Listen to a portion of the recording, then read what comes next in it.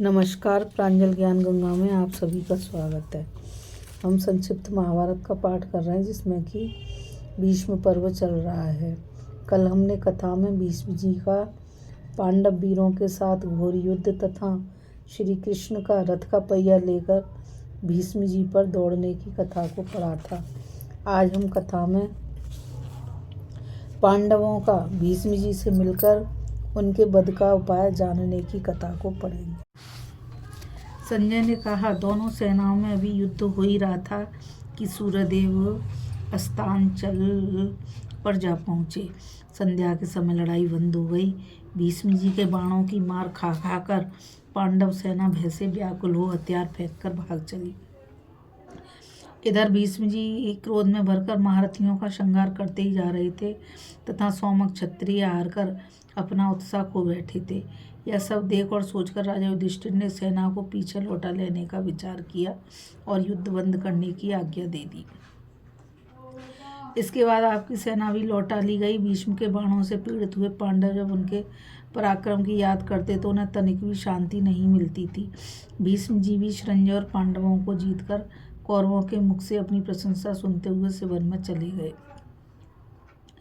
रात्रि के प्रथम प्रहर में पांडव, वृषणी और संजयों की एक बैठक हुई। उसमें सब लोग शांत भाव से इस बात का विचार करने लगे कि अब क्या करने से अपना भला होगा। बहुत देर तक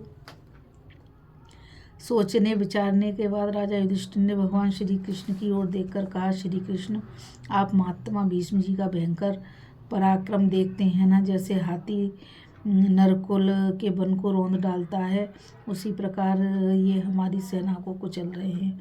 धधकती हुई आग के समान इन भीष्म जी की ओर हमें आँख उठाकर देखने तक का साहस नहीं होता।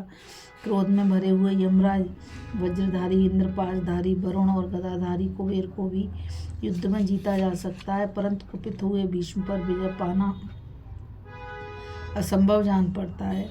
ऐसी स्थिति में मैं अपनी बुद्धि की दुर्बलता के कारण भीष्म जी के साथ युद्ध ठानकर मैं शोक के समुद्र में डूब रहा हूँ। कृष्णम, मेरा विचार है वन में चला जाऊँ। वहाँ जाने में ही अपना कल्याण दिखाई देता है।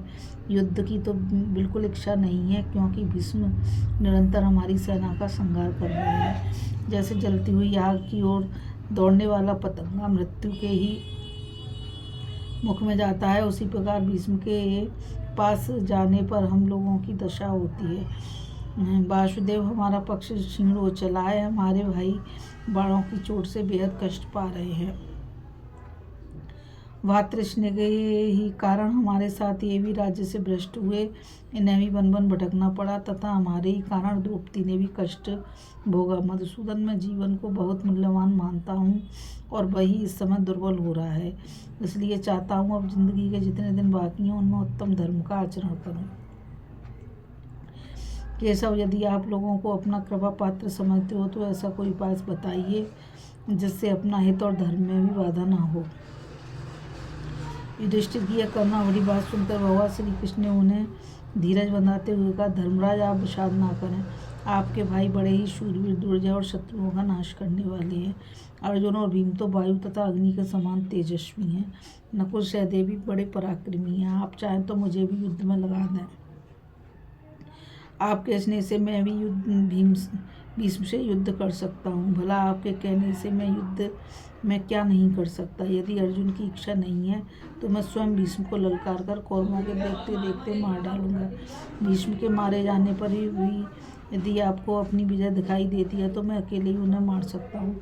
इसमें तनिक भी संदेह नहीं कि जो पांडवों का शत्रु है वह मेरा शत्रु है। जो आपके हैं वे मेरे हैं और जो मेरे हैं वे आपके भी हैं।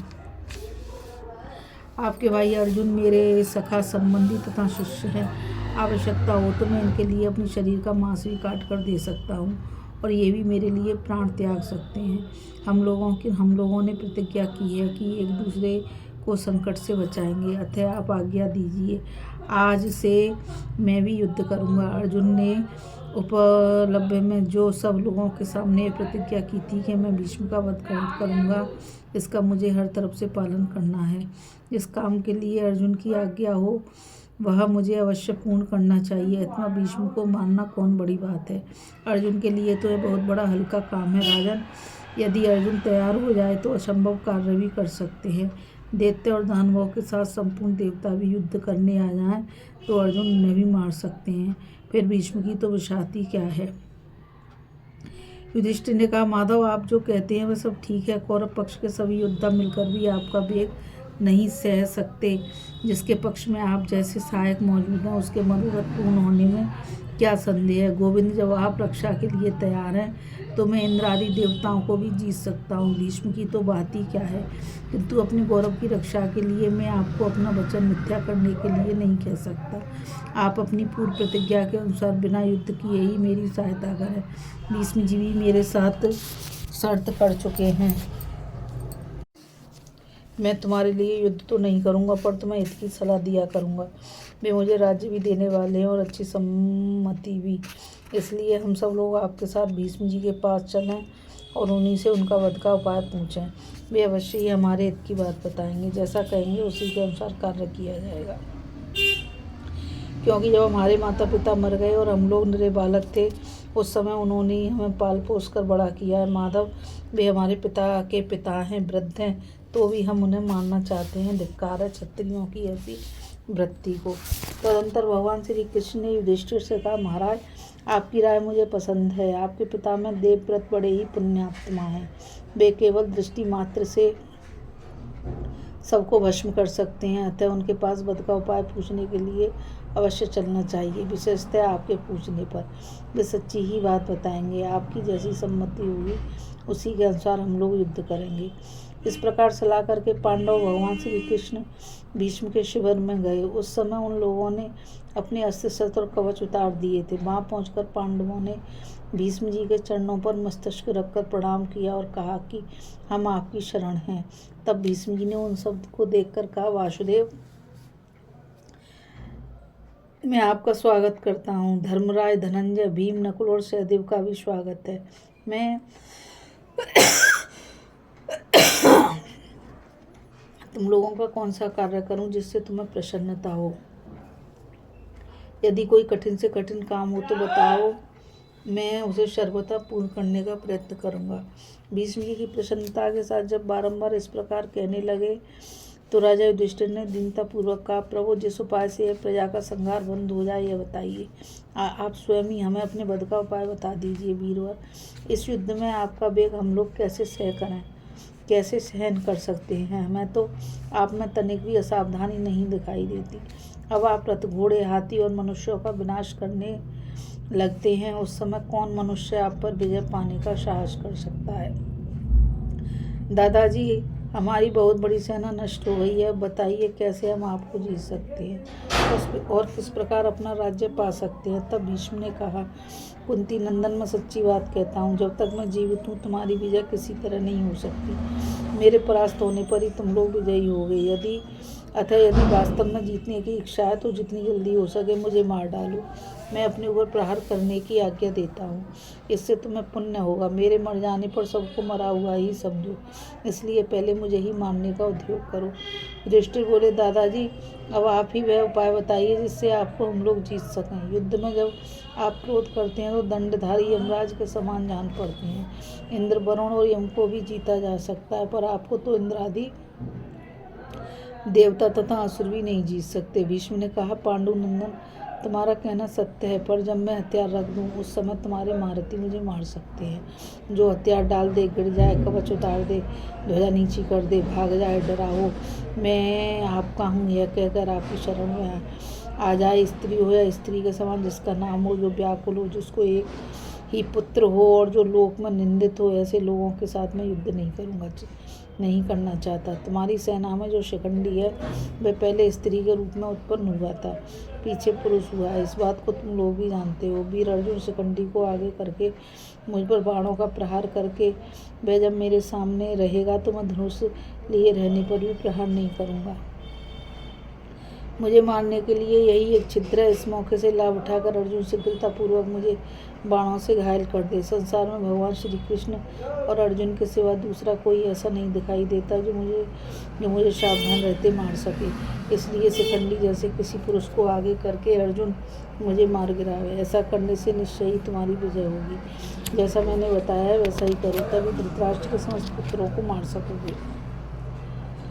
इस प्रकार भीष्म जी के मुख से उनके मरण का उपाय जानकर पांडवों ने उन्हें प्रणाम किया और अपने शिविर को लौटाए। भीष्म जी की बात याद करके अर्जुन बहुत दुखी हुए और संकोच के साथ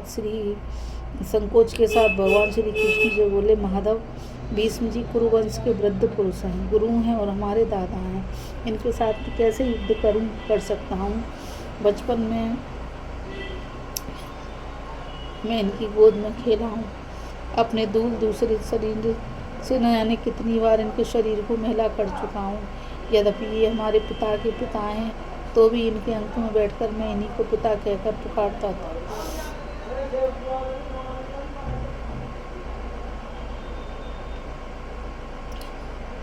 उस समय ये समझाते थे, बेटा मैं तुम्हारा नहीं तुम्हारे पिता का पिता हूँ, जिन्होंने इतने ममतत्व से पाला, उन्हीं का वध मैं कैसे कर सकता हूँ गोविंद? ये भले ही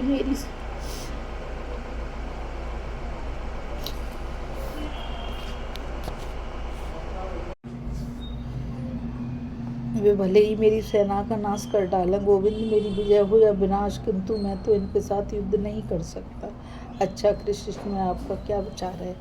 श्री कृष्ण ने कहा, अर्जुन, पहले तुम भीष्म के वध की प्रतिज्ञा कर चुके हो, फिर क्षत्रिय धर्म में स्थित रहते हुए अब उन्हें नहीं मानने की बात कैसे कह रहे हो? मेरी तो यही सम्मति है, उन्हें वध से मार गिराओ। ऐसा किए बिना तुम्हारी विजय असंभव है। देवताओं की दृष्टि से यह बात पहले से आ चुकी है। भीष्म जी के परलोक गमन का समय निकट आ गया है। पार्थ, नियति का विधान पूरा होकर ही रहेगा, उसमें उलटफेर नहीं हो सकता। मेरी एक बात सुनो, कोई अपने से बड़ा हो, बूढ़ा हो, अनेकों गुणों से संपन्न हो, तो भी यदि वे आताताई बनकर मारने के लिए आ रहा हो तो उसे अवश्य मार डालना चाहिए। युद्ध, प्रजा का पालन और यज्ञ का अनुष्ठान यह क्षत्रियों का सनातन धर्म है। अर्जुन ने कहा, श्री कृष्ण, यह निश्चय जान पड़ता है कि शिखंडी भीष्म जी की मृत्यु का कारण होगा, क्योंकि उसे देखते ही भीष्म जी दूसरी ओर लौट जाते हैं। अतः शिखंडी को उनके सामने करके ही हम लोग उन्हें रणभूमि में मार गिरा सकेंगे। मैं दूसरे धनुर्धारियों को बाणों से मारकर रोक रखूंगा। भीष्म की सहायता के लिए किसी को आने ना दूंगा और शिखंडी ही उनसे युद्ध करेगा। ऐसा निश्चय करके पांडव लोग भगवान श्री कृष्ण के साथ प्रसन्नतापूर्वक अपने शिविर में आ गए। इस कथा में बस इतना ही।